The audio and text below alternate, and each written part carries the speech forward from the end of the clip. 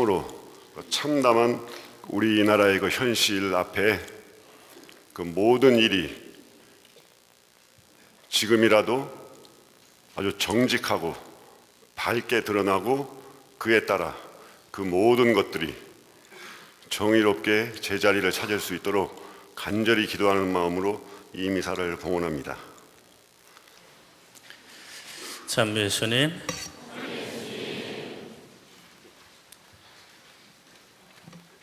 정평위원장 신부님으로부터 강론 부탁을 받고 나서 강론을 그렇게 쓰려고 애를 썼습니다. 그런데 도저히 강론을 쓸 수가 없었습니다. 오랜 시간 사제 생활을 한 것은 아니지만 강론을 쓰기가 이렇게 어려웠던 적은 아마 처음인 것 같습니다. 그래서 강론 쓰는 걸 멈추고 왜 이렇게 어렵나 하고 생각하고 제 내면의 감정을 살펴보았습니다. 제 내면의 감정에서 올라오는 느낌, 그것은 모멸감이었습니다. 그 모멸감이 이성의 움직임을 막더라고요. 하나님의 고귀한 존재로 창조되었다고 믿는, 그리고 자유의지를 따라서 살고 있다고 믿었던 내 스스로의 삶 전체가 그 단 몇 사람들의 움직임으로 부정되고 부인되는 현실을 바라보니 다른 어떤 것에서도 비교할 수 없는 모멸감이 밀려왔습니다. 여러분들은 어떠신지요? 아무런 느낌이 없으셨습니까?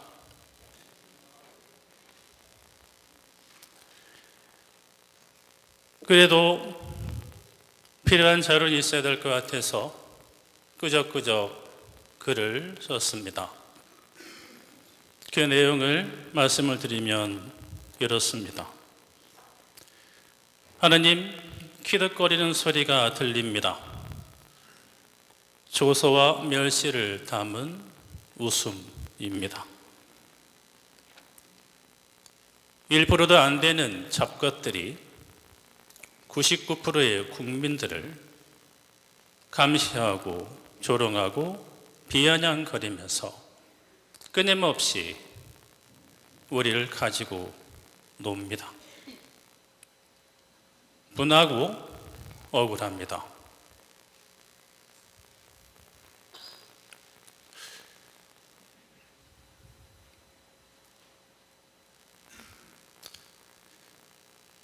그리고 생각났습니다.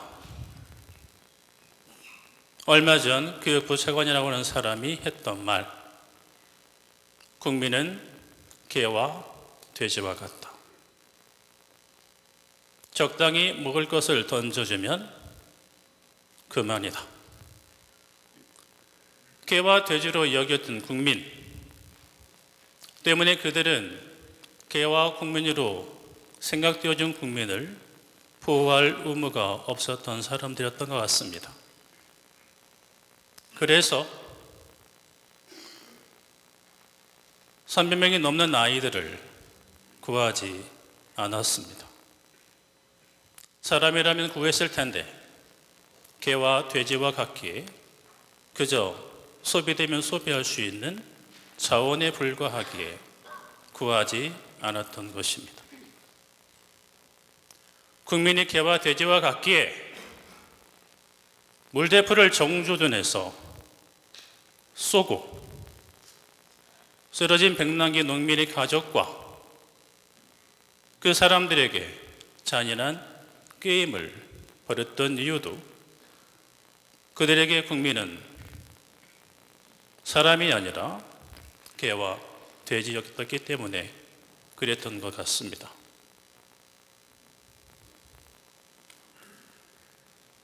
개와 돼지로 사는 국민, 그렇게 바라보는 집권자, 그들은 우리에게 무엇을 요구할까요? 우리의 삶의 질을 더욱더 더 높게 만드는 것을 원할까? 아니면 그들이 원하는 대로 움직여주는 로봇을 원할까? 그들은 생각할 것입니다. 내가 주니 너희가 살고, 그러니 내가 죽어라 하면 너희는 죽어야 한다. 너희는 사람이 아니라 내 자신의 어떤 이익을 얻기 위한 수단이고 자원에 불과하다.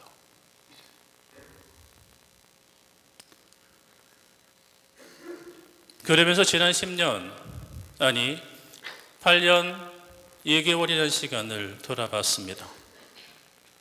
왜 우리가 이렇게 살 수밖에 없었던가?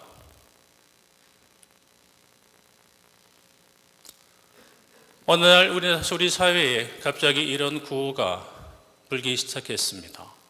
부자 되세요. 그리고 사람들이 이 부자 되세요를 연말에 지내는 인사와 새해를 맞이하는 인사로 나누게 되었을 때 갑자기 어디에선가 이런 소리가 들렸습니다. 여러분 모두가 부자가 될 수 있습니다. 여러분의 아파트 값을 올려서 여러분들은 부자가 될 수 있고, 여러분이 소유하고 있는 땅값을 올려서 여러분들은 갑부가 될 수 있습니다. 그러니 여러분을 지배할 수 있는 대통령으로 뽑아주십시오. 그 말에 우리는 그를 대통령으로 뽑았습니다. 그런데 부자가 됐습니까?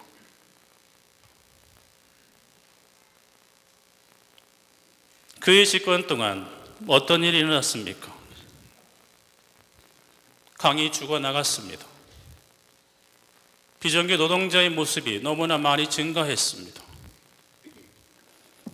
재개발이 방해가 된다는 이유로 가난한 사람들이 불에 타 죽고 삶의 터에서 쫓겨났습니다. 불평등은 심화되었습니다. 그들은 떠나는 얘기를 했습니다. 원 없이 돈을 써봤다. 그리고 그 순간 우리 사회는 이른바 헬조선이 되어갔습니다. 밑바닥이 보이기 시작했습니다. 그런데 그럼에도 불구하고 그 다음에 우리는 어떤 선택을 했습니까? 아버지를 잃은 불쌍한 여자, 반신반인이라고 칭해지는 아버지에 대한 추억과 나무잡이 조합을 외우면서 스스로를 미륵, 원세경이라 부르는 자요, 바로 그런 교주에 사로잡힌 사람을 대통령으로 선택했습니다. 그리고 그 결과는 지금 어떻습니까? 혼을 정상화시킨다고 국정교과서를 강제합니다. 국립공원에 케이블카를 설치하고자 합니다. 광화문 광장에 박정희 동상을 세우고자 합니다. 해군 기지를 세우고, 그리고 성주에 사드 기지를 만들려고 합니다. 평택에서부터 성주, 제주, 우리나라 전역이 이제 전쟁 가능한 지역으로 바뀌어가고 있습니다.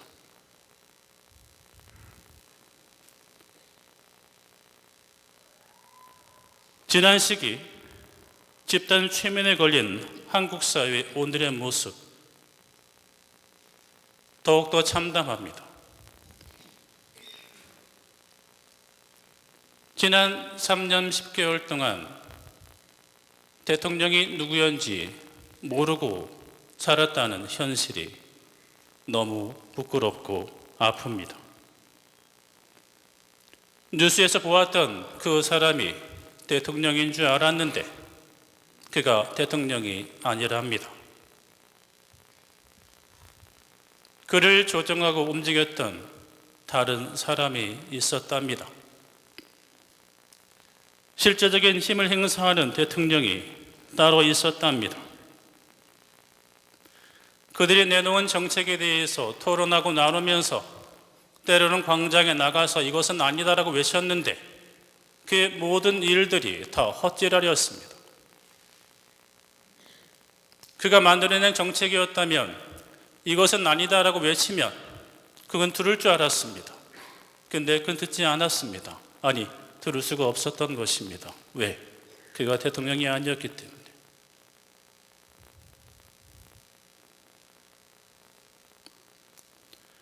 도대체 어느 분야까지 최순실이라는 이름이 개입되지 않았는지 찾아내기가 어렵습니다.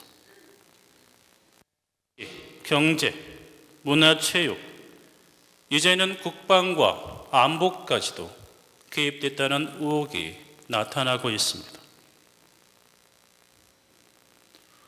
지금의 한국 사회는 최태민 일가를 위해 존재하는 나라. 지난 시간 우리 국민은 최태민 일가를 위한 종으로 살았던 것입니다. 세금을 낸 줄 알았더니 그들에게 복채를 내고 있었습니다.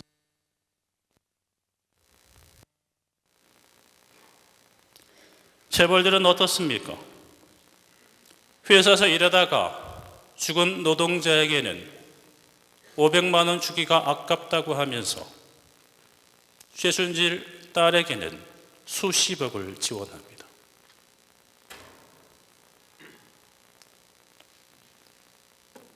정경유착입니다.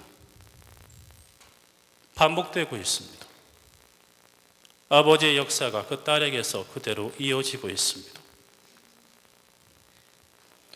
사시와 행시에 합격한 소위 배운 놈들이라는 환관들을 자신의 분신 옆에 포진시키고 정시를 대신하는 강남 아주머니의 나라였습니다.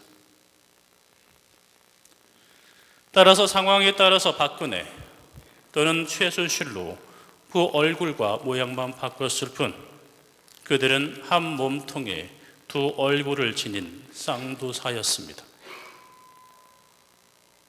그럼 이제 우리가 어떻게 해야 됩니까? 우리가 그들에게 무엇을 요구해야 합니까? 실질적으로 대통령이 아니었음에도 불구하고 그 자리를 지키려 하는 그에게 내려오라고 우리는 얘기해야 되지 않겠습니까? 물러나라고 말해야 되지 않겠습니까?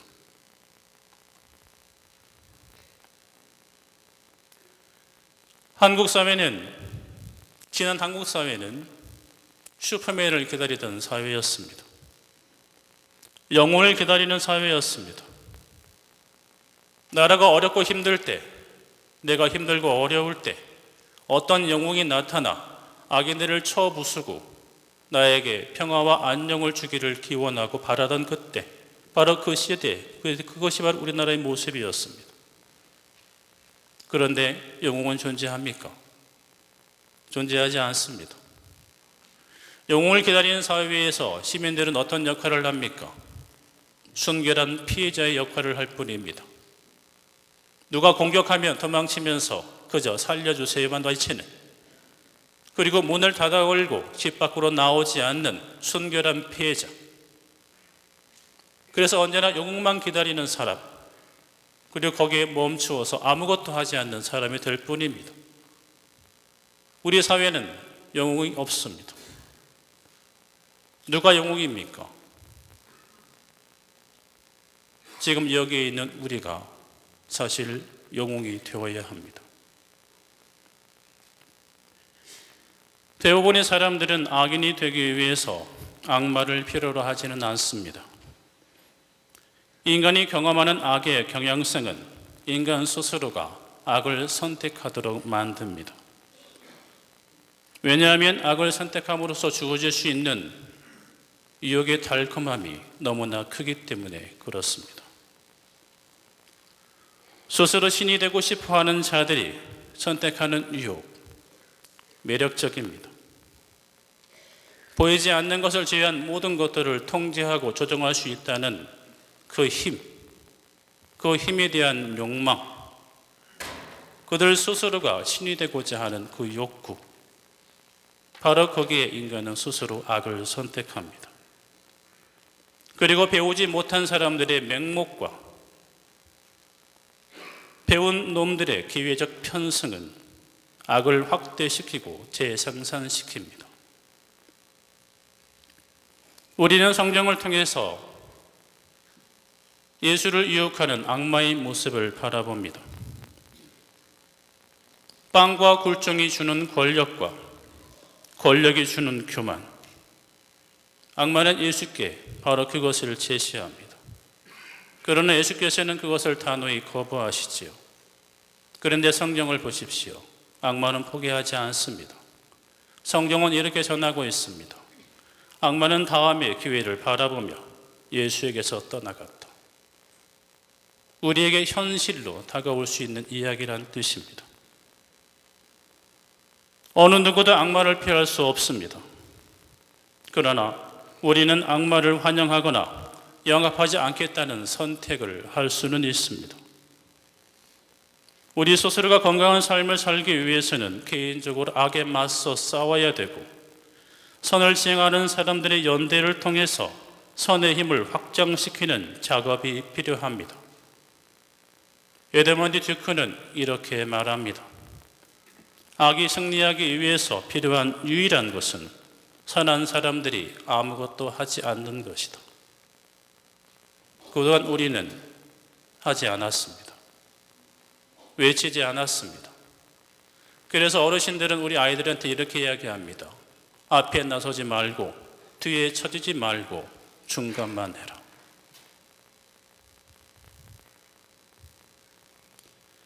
교회는 하느님의 자비를 전합니다.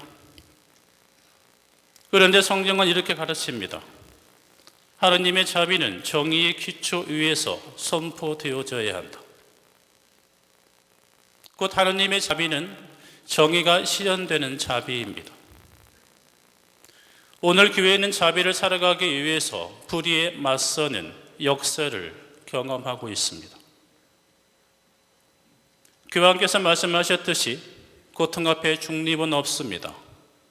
마찬가지로 불의 앞에 중립이란 존재하지 않습니다. 누군가는 말합니다. 교회는 중용을 지켜야 되지 않느냐고. 그런데 여러분 잘 생각해 보십시오. 중용과 중립이 양다리를 거치는 것인지. 중용이라 함은 옳음을 실천하기 위한 바라봄이며 투신을 위한 잠시의 머무름입니다. 선택을 위한 멈춤이 곧 중용입니다. 그것을 예수께서는 이렇게 말씀하십니다. 와서 보아라. 제자들은 가서 보았고 예수를 위한 선택, 투신의 선택을 하고 예수의 제자가 됩니다. 이제 바라봤으니 이제 움직여야 됩니다. 교회는 어떤 우주의 어떤 한 공간에 존재하지 않습니다. 인간 사이에 자신의 거처를 위치시키고 정합니다. 그 이유는 무엇인가? 교회가 걸어가야 되는 길이 바로 인간의 길이기 때문입니다. 때문에 교회는 인간의 삶의 상태에 예민해져야 합니다. 지금 여기에 살고 있는 백성의 현실은 곧 교회의 현재이기 때문에 그렇습니다. 교회는 그가 현존하는 그 시대 속에서 몸과 정신 모든 것을 써서 살아야 되고 그 시대의 필요에 맞게 살아야 됩니다. 이 시대가 정의를 원한다면 교회는 정의를 선포해야 되고 이 시대가 교회의 희생을 원한다면 교회는 죽어야 됩니다. 그래야만 부활할 수 있습니다. 한국 사회에서 지금 우리가 외치고자 하는 이 외침은 하느님 나라의 확장과 완성을 위한 것이라는 사실을 기억했으면 좋겠습니다. 이 외침을 통해서 우리가 어떤 이익을 얻거나 어떤 이익을 기대하지 않습니다. 또한 상대방을 단죄하거나 죽이려고 하는 것도 결코 아닙니다. 정의에 기반 하느님의 자비를 선포함으로써 악을 저지른 사람들을 향해서 회개의 손길을 내미는 것입니다. 바로 그것은 우리가 해야 되는 애덕의 실천과 같습니다. 죽이기 위해서가 아니라 살리기 위해서 우리는 움직입니다. 그리고 외쳐야 됩니다. 이것은 아니라고. 삶의 형태를 바꾸라고. 옳음을 위해서 숨겨진 것을 드러내라고. 오늘 미사 중에 함께 우리 사회의 건강함을 위해 기도하면서 오늘 길 위에서 함께 하나님이 원하시는 길을 걸었으면 좋겠습니다. 감사합니다. 이 자리에 함께 해주신 모든 분들, 특별히 다른 일정이 중요한 일정이 있음에도 불구하고 함께 해주신 총대리 주교님께 깊은 감사드립니다. 주교님뿐만 아니라 또 우리 신부님들 그리고 수녀님들 이 자리에 함께 하신 모든 신자분들 감사드립니다. 시국미사라고 하는 것이 미리 예정되어 있는 것이 아닙니다. 물론 어떤 기념일을 겸한 시국미사 같은 경우는 예정이 돼 있을 수 있겠지만 지금 우리가 봉헌하는 이 시국미사 같은 경우는 말 그대로 정말 급박하게 이루어진 것이기 때문에 지난 주간에 급박하게 결정이 돼서 이루어진 것인 만큼 미리 시간적 여유를 두고 계획을 잡고 할 수 있는 것이 아닌데도 불구하고 오늘 이렇게 11월 11일 금요일 불타는 금요일에 여러분 불타는 가슴 부여잡고 이 시국미사에 참석해 주신 우리 주교님 또 신부님 신자 여러분 모든 분들께 진심 어린 감사 말씀을 드립니다. 시국 선언문을 낭독을 하는데요. 사실 시국 선언문이라고 하는 이 작은 그릇, 이 제한된 그릇에 우리의 마음, 우리의 염원, 또 이 시대적 요청, 우리의 사명, 또 복음적인 요청들 이런 것들을 다 담아낼 수는 없습니다.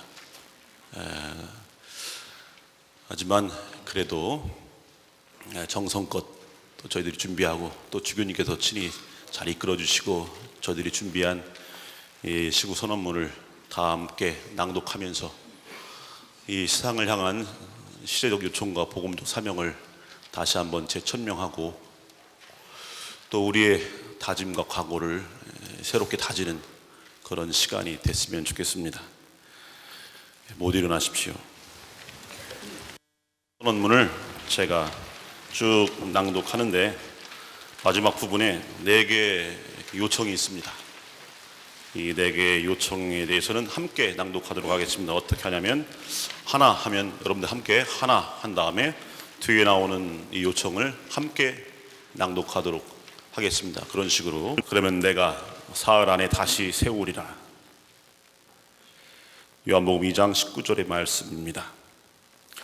최근 최순실 게이트로 명명된 사건은 오랫동안 감춰져 있던 대한민국의 참담한 현실을 그대로 보여주고 있습니다. 현 정권은 그 출발부터 국정원 대선 개입과 불법 선거 의혹으로 국민들로부터 의심받는 가운데 시작하였습니다. 그리고 그동안 이 정권은 세월호 참사, 역사 왜곡 국정교과서 추진, 굴욕적인 위안부 합의, 공권력에 의한 백남기 형제님의 죽음, 개성공단 폐쇄, 사드 배치 결정, 노동계약과 공공부문 성과연봉제 추진 등 국민의 생명을 보호해야 할 책임을 져버리고 국가안전이라는 이름 아래 오히려 대화의 고리를 끊고 평화를 위협할 수 있는 결정들을 해왔습니다. 그리고 마침내 최순실 게이트는 이 모든 일이 일어나는 과정에 불법적이고 사적인 세력이 그 배후에 있었음을 드러내주고 있습니다. 그럼에도 불구하고 2번의 대국민 사과를 통해 보여준 대통령의 현실 인식은 우리를 더욱더 비참하게 만듭니다.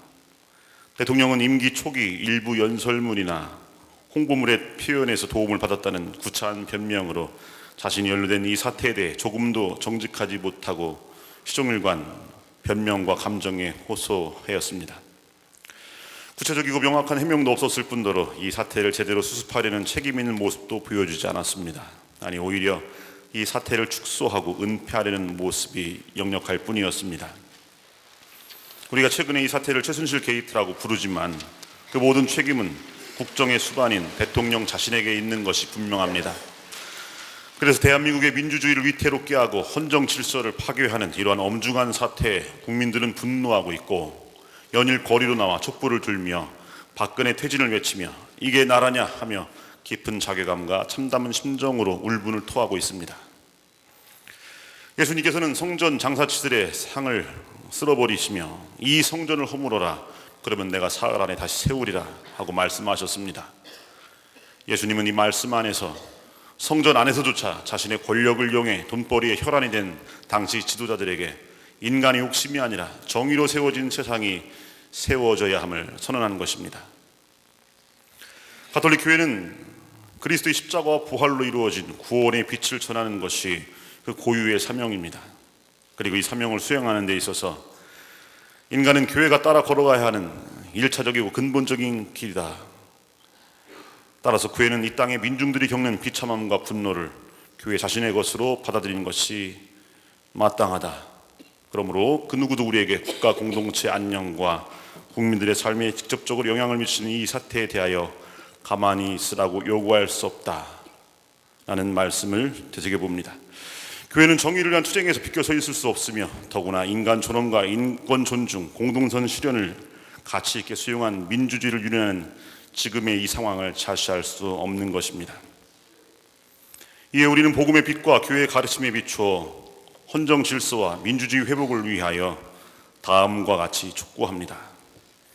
하나, 대통령은 이 사태와 관련하여 자신이 행한 모든 일을 국민 앞에 스스로 정직하게 고백하고 엄중히 책임지는 모습을 보여라. 하나, 검찰은 헌정 질서를 파괴하고 민주주의를 유린한 이 사태 모든 관련자에 대해 성역 없는 수사를 실시하라. 하나, 검찰은 현 사태와 관련하여 적극적으로 동조하고 협력한 재벌 기업에 대해서도 엄정한 수사를 실시하라. 하나, 세월호 참사와 백남기 형제의 죽음은 현 사태와 무관하지 않음이 드러났다. 따라서 정치권은 세월호 참사와 고 백남기 형제 사건의 진상 규명을 위한 특검을 즉각 실시하라. 우리는 어둠이 빛을 이길 수 없다는 것과 연대하는 것이야말로 죄의 구조를 극복하고 공동선에 대해 투신하는 것임을 확신하며 이에 그치지 않고 적극적으로 국민들과 함께 행동할 것을 선언합니다. 2016년 11월 11일 천주교 대전교구 정의평화위원회. 잠시 앉아주십시오.